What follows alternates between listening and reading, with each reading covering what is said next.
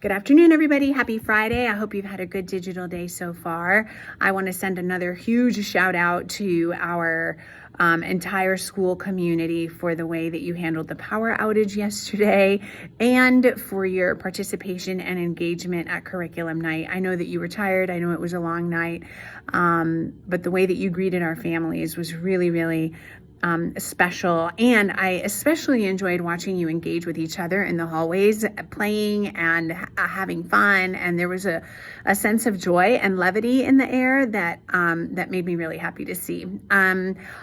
I know that the scheduling was problematic. I know that we should not have butted it up against Wildcat walk-ins, and I also know that it probably would have been better right before today's digital day, since you were so tired on Wednesday night. So that feedback has been received and noted, and we will make sure to adjust our planning for next year. But the impact that it had on the parents that did come was big, and so I want to continue to grow it for years to come. I was so proud of us that night, and thank you again for being here.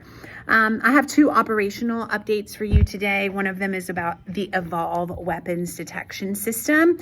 We roll out at Duluth High School on October 20th. That is when we go live, and we haven't said much about it to this point because it hasn't been close, and also because there are questions that we don't have answers to yet. So I wanted to be really careful in how we rolled out. But now that you're starting to see some construction happen around campus, I think it's time to give you a little bit of info about what's to come. The construction that you see is for fencing that is being put up around campus because kids and staff need to be funneled through just a couple of entrances at the top of our campus so that everybody can be screened as they come to school. It's almost like a perimeter is going to be formed around our campus to force everybody into these two locations at the top.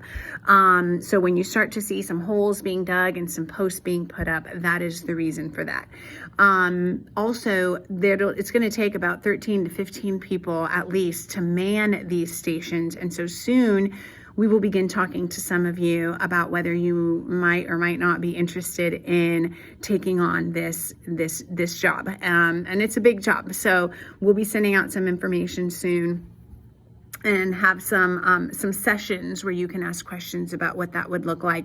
And much of it, just to be clear, is dependent on where you're located on campus, because both of the systems will be at the front door. And so we're going to need some folks that are close-ish to the front door to help us run those systems if you're interested in it. So that's coming soon. And if you have any questions, please feel free to ask me or Mr. Garcia or any administrator, but we will keep giving you information as we get it. But October 20th is our date, and we're gonna be fine. We're gonna make it work. Second operational thing I have for you is around staffing and personnel. So great news, we had more kids than we were predicted to have. We are over enrolled, which is amazing because most schools in our district did not meet their enrollment benchmarks.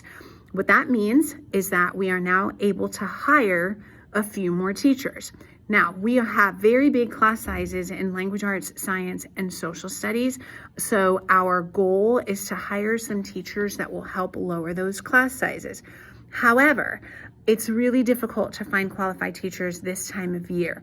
And so we're going to give it a couple of weeks to see if we can find some great candidates for those positions. But we're not just going to hire to hire.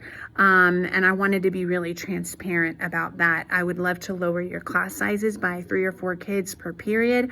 But I think that we can all agree that it's more important to have a highly qualified teacher in front of our kids than to just reduce those class sizes. So we'll keep you posted as we continue with our job search. We also want you to know that we're going to be looking for some clerks to fill in with some support positions around the school, campus monitors, people that can help with attendance phone calls and things like that. So that's the status of that, and we'll continue to update you as we move along. I hope that you have the most amazing weekend. weekend and you rest and you unplug and you do whatever it is that gives you energy to come back one more week and love on our kiddos. Only 3 weeks till fall break. I love you guys and talk to you soon. Bye.